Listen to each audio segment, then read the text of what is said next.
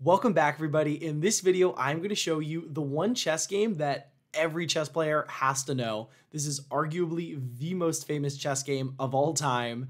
It has beautiful attacking ideas. It ends with a fantastic checkmate. So I'm going to analyze the entire game, walk you through all of the key moments as well.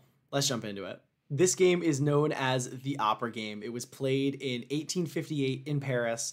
And the way the story goes, these two royals, the Duke of Brunswick and Count Isouard, invited Paul Morphy, who was an American chess player and arguably the greatest chess player of the 1800s.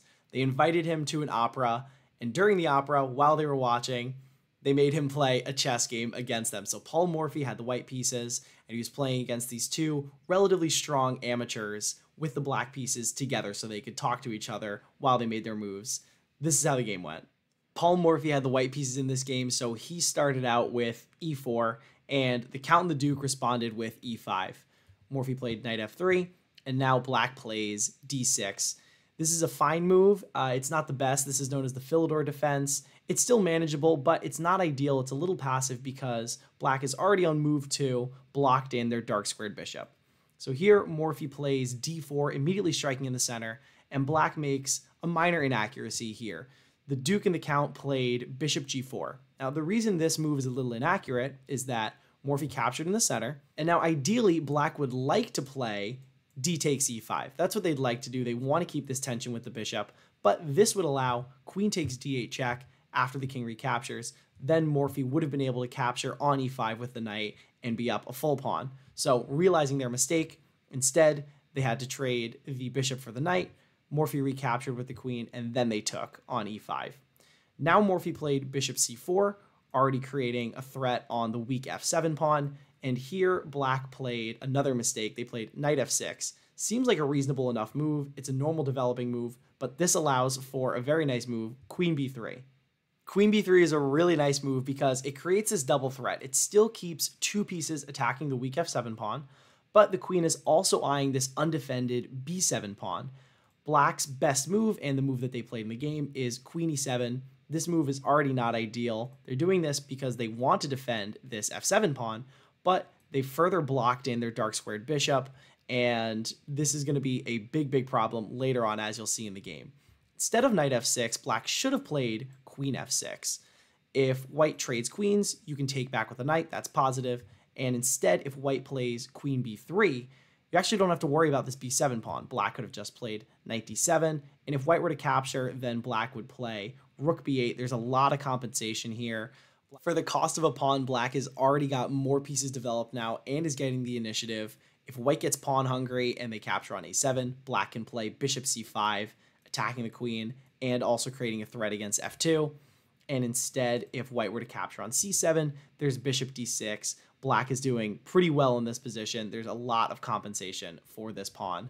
Now, luckily, none of this happened in the game because instead of queen f6, black played knight f6, and after queen b3, queen e7 was played. So now, Morphy could have captured this pawn on b7, but if you capture the pawn on b7, there's going to be queen b4 check, you're going to be forced to trade queens, and now you're up a pawn, but Morphy wants to mate quickly so he can watch this opera, all right? So instead of that, he just played knight c3, continuing development. Now black played the move c6, revealing the queen's defense of the b7 pawn. And here Morphy made another very nice move, simple, bishop g5, just pinning the knight, adding even more pressure to the position. And in this position, black really has no good moves. The best move is to play knight a6, but even after this, white can capture, and now these pawns are super weak. White can just castle queenside. There's pressure on the knight, and additionally, this dark squared bishop still can't develop. White would be absolutely crushing here. But instead of knight a6, black played the move b5 here.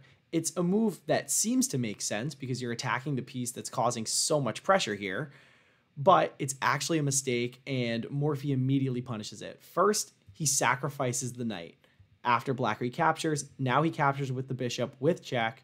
This forces the move knight b to d7. So now white has sacrificed a piece for two pawns, but there's a ton of pressure in the position already. In this position, Paul Morphy castled long. He's getting his king to safety, but he's also adding another piece to the attack, building up even more and more pressure on this knight. Now the Count and the Duke play rook d8, trying to defend this knight, and Morphy plays another beautiful, beautiful move. He plays rook takes d7. Now, of course, the knight does not want to recapture because then we would capture the queen. So after the rook captures on d7, Morphy plays rook d1. This is a beautiful way just to remove a piece from the board. So yes, Morphy did sacrifice another piece. He's down 3 points of material, but stop and look at Black's pieces.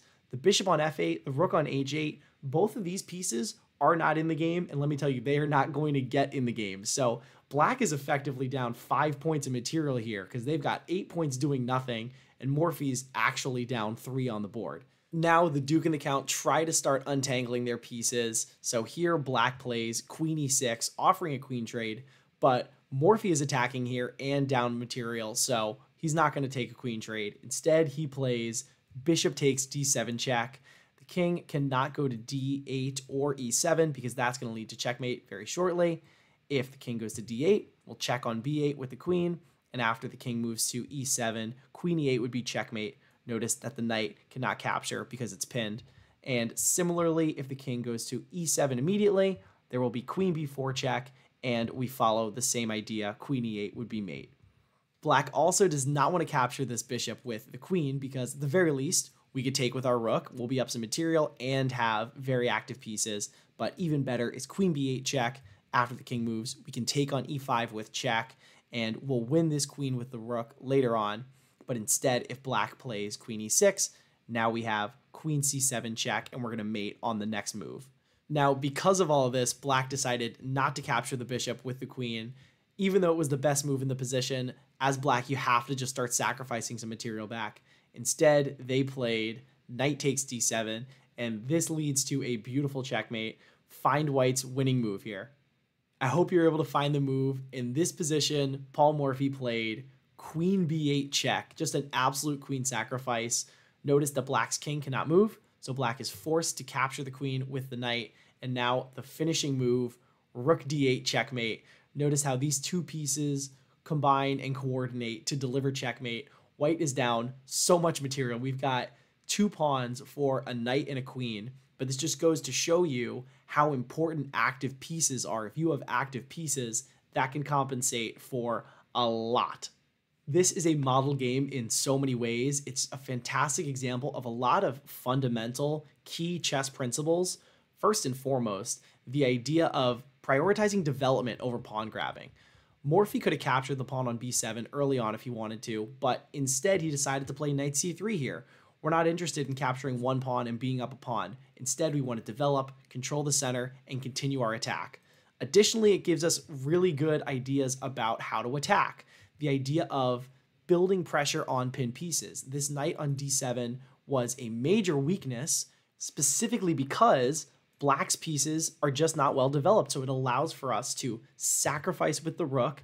After the rook recaptures, what we've done here is we've removed the defense of this piece that's pinned on d7. Before there was a rook defending it, now there's nothing, and now we play rook d1. We continue the attack, and our activity of our pieces is so much more important than the small amount of material that we're actually behind. So this is a fantastic game. You should absolutely check out Paul Morphy's other games.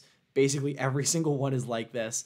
The guy was worlds beyond every other player who he played against at his time, and he ended up quitting chess because there just wasn't any competition for him. I hope you enjoyed this video. If you did, please give it a thumbs up and also consider subscribing. To me, this is the chess game that every chess player has to know. To me, it's the most famous one. Let me know in the comments if you think it should have been something else.